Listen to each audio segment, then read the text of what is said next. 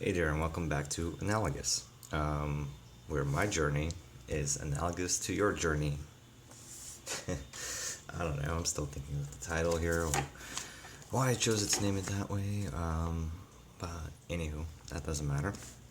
We're here for the journey. And the first thing I kind of wanted to start off with was the manual. I was reading the manual last night, and it talks about quite a few things. We had the parts and all that. But it also tells you down here what kind of film to use, right? So it says it accommodates all 120 formats. Use 100 for sunny days and 400 for cloudy days. So that's something that we're gonna have to remember to stick by. There's also talks about the mask, the film mask. If you want to do 16 frames of 6 by 4.5, or you want to do 12 frames or 6 by 6. So that's kind of what I want to figure out today. He said there was some sort of number on here. So here it says 16, right? If you see that. Right, so it's 16 in the top corner there, right? And I think that's it. Let's see what it says here. Okay. Follow the steps below to set the frame number. Okay. 16 or 12 on one of the corners of the film size mask for identification. 16 or 12. So this says 16, so if I put this in, well, I don't have one that says 12, unless that's on the camera. Let's see. So open the back. Okay. It says swap out for the one inside the camera. So let's open up the camera.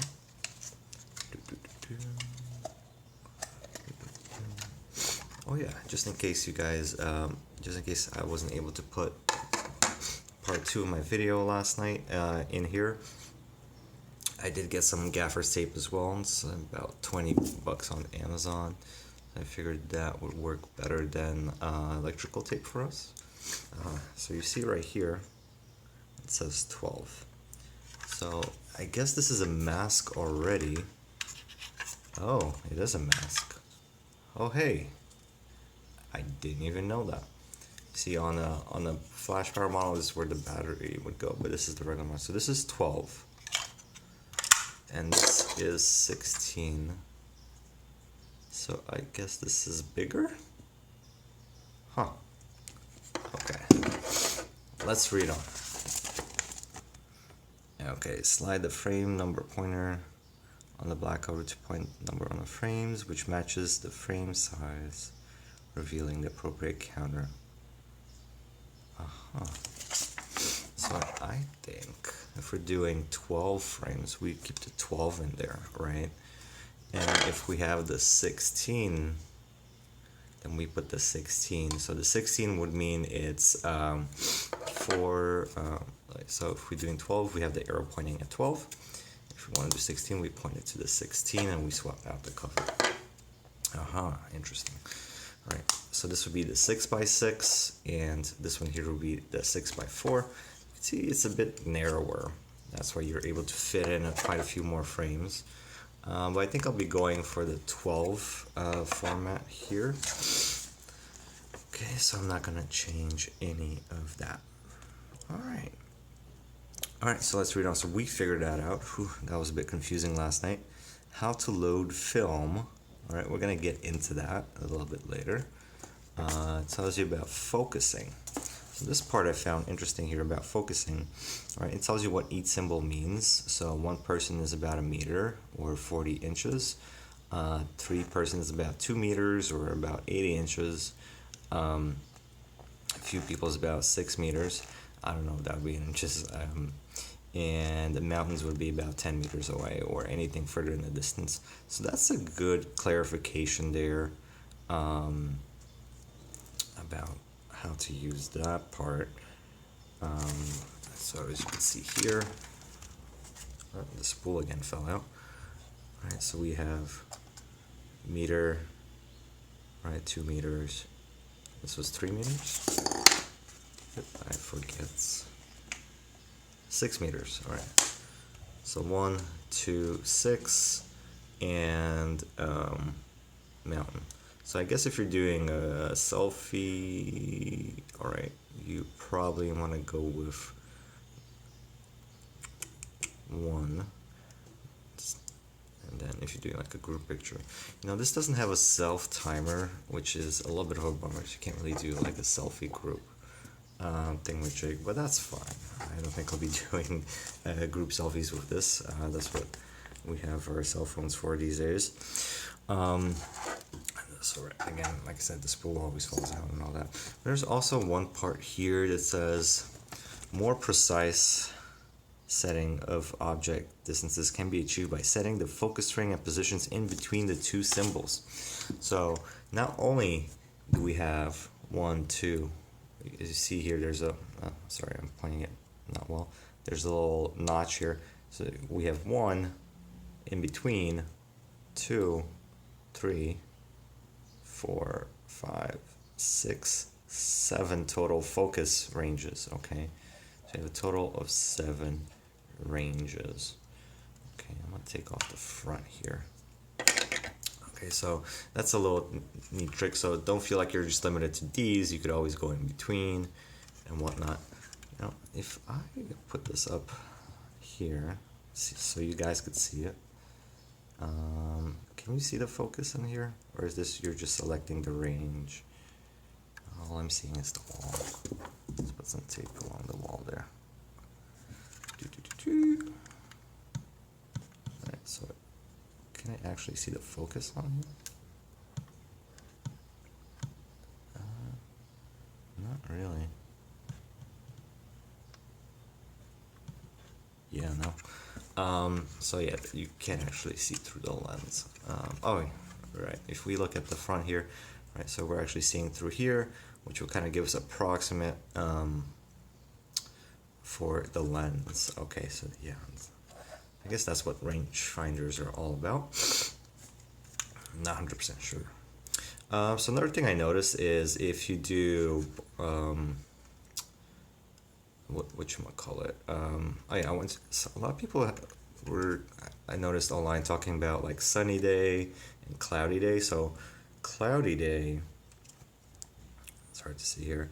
Right, cloudy day, if you have it set like this, that means you're in a cloudy situation. If you have it set like this, then you're in a sunny situation. And even the manual here, kind of, if you read through the manual about taking shots, choice of aperture, it says sunny symbols F11 and F8 is for cloudy days. Some people are talking about that like it doesn't really matter with this camera. So I switched this to bulb. So we could keep this open, right? You guys see the opening there. And right now I have it on cloudy. All right, so cloudy, look how big that is. And then I switch it to sunny, so we have, it looks like we are decreasing how much light can enter our lens on a sunny day. And on a darker day or indoors, right, we're increasing that. So I guess that works. I'm not 100% sure. I'm no scientist how effective this would be, but based on my experience with digital photography, that should allow a lot more light in, so we could get a lot more vivid shots, you know. So that's what I was saying. And then if we switch this over back to normal, see it's 100 for the second. And if I switch this over to sunny day, cloudy day, where you see that hole is bigger. Okay. So that's that. Cool.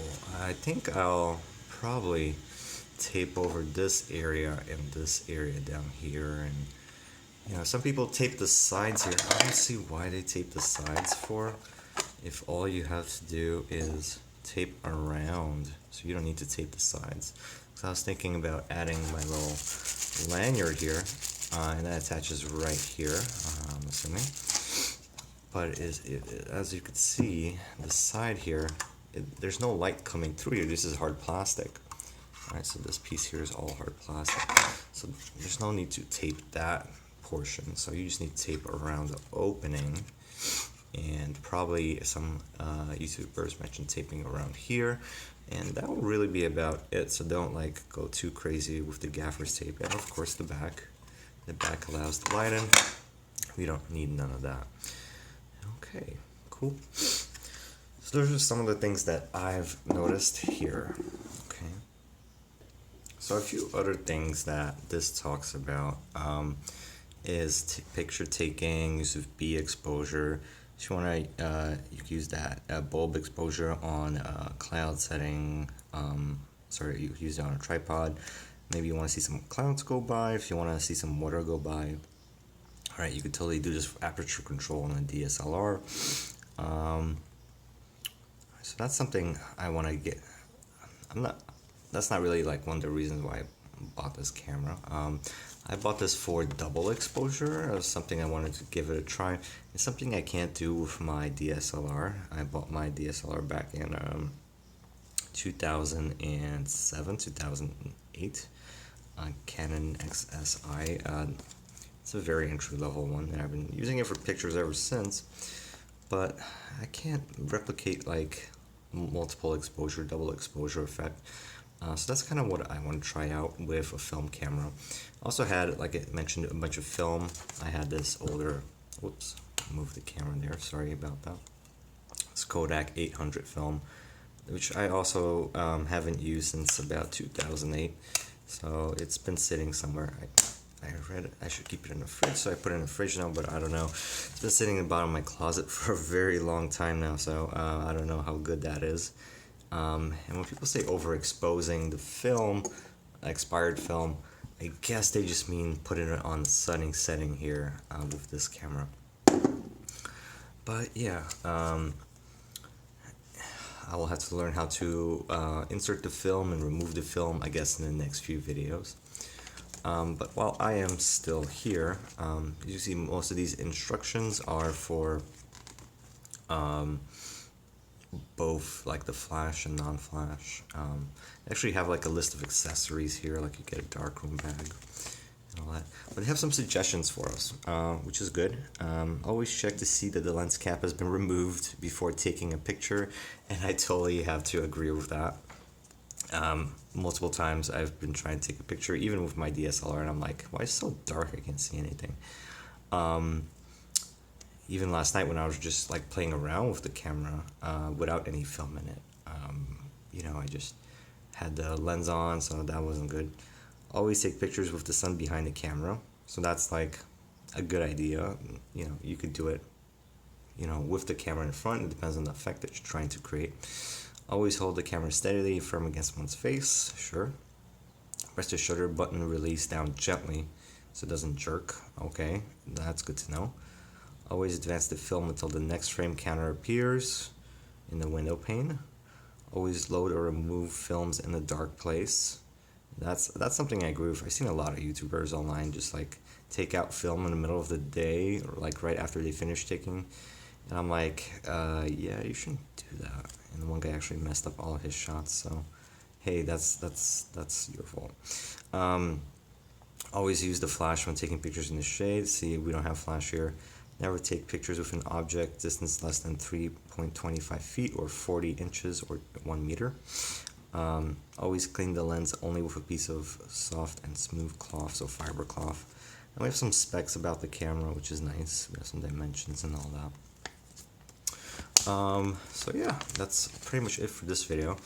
I guess in the next video I'll show you how to load the film, where we'll go through the film loading instructions.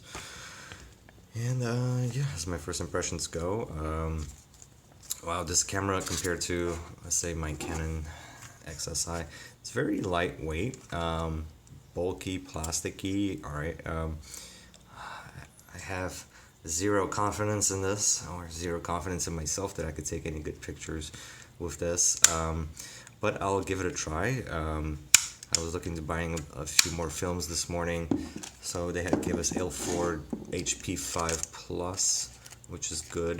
This is an ISO 400 film, so that's good. Black and white film. That's something else I want to get into, black and white photography. I haven't done that much. I want to do some artistic shots and all that. I know one YouTuber or said, we're using color every day with our Instagram and all that. So black and white just becomes more and more of an artistic choice rather than just slapping a filter on. So I kind of want to learn how to shoot black and white. And hopefully, if I fall in love with this film format, shooting film, that's another thing I want to get away from is shooting 35 millimeter is the sort of full frame 6x6 medium format. That's kind of what I want to try out, see if I like it, see if it brings back any nostalgia for me. I haven't shot on a film since maybe 2004. That's why I still have some of this film around. My parents did have like an automatic camera, and I used some disposables after that. So yeah, we'll give that a try. Yeah, I do want to tape up this lens, not the lens, I want to tape up the camera a bit before we get started. So let's get started with that just real quick. And if I notice on the first round that we need a little bit more tape, we'll do a little bit more tape. So this isn't like a lot of tape that we need for here. So that's good. Now I do want to explore on this channel, or just with my experience in general, some other types of film, cheaper films. I mean, this is a cheap camera. I'm not looking for professional style photos. And if I do use a professional style film, I want to, like this Ilfjord HP5. And this is a high quality film. There's people have a lot of respect for it. And I just don't want to like shoot away while I'm learning photography. Just kind of like waste film. I mean, it's like almost $10 a roll, or some places you get it for $7, but it's still pretty pricey. I looked at B&H, and they have some cheaper films available. That's kind of what I want to try out, I guess. Some of the cheaper ones, and then that would be about it. Okay. So I do want to tape some of the parts of the camera, like down here. I'm going to tape that around like that. Make sure we don't get any light coming from the bulb, non-bulb setting. I'm thinking maybe for my first try, just to try a few portraiture, try a few outdoor shots, just to see what I like to do with the film, or maybe I want to buy a specific film, maybe I don't like the tones of this, of a certain film. Like with the Kodak, we're getting a much lighter tone here, that's why it's in yellow. Maybe try some Fujifilm. I did used to shoot a lot of Fujifilm back in the 90s. That was with my parents' camera. I think that's all we used there. I don't think we had Kodak in Soviet Ukraine. But anyway, so I'm gonna tape that up there. So we got some taping going on here. Right, so we can still focus. It's set on sunny right now, but I could easily peel this back and let me put this on. Right, so the next thing I would probably want to tape after I put in the film is right here. So I'll do that in the next video. So yeah, that's pretty much it. So we got that tape. Let's see how easy this peels off. Alright, so this is much stronger than electrical tape, I do have to say. Let me put it back on. I like the texture of it. So I definitely don't regret buying this tape. It's pretty good tape. Alright, oh, we forgot to put this back in.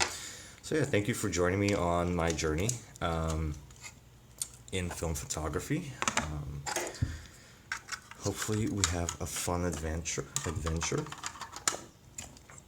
Okay, put that back in. And that's it. I'll see you in the next video where we could load some film. And sorry if my tripod here is askew. It's not like the best tripod in the world, but it is what it is. All right. Thank you so much for joining me. Feel free to subscribe if you want to continue on this journey with me through film and through analog stuff. Yeah. Take care.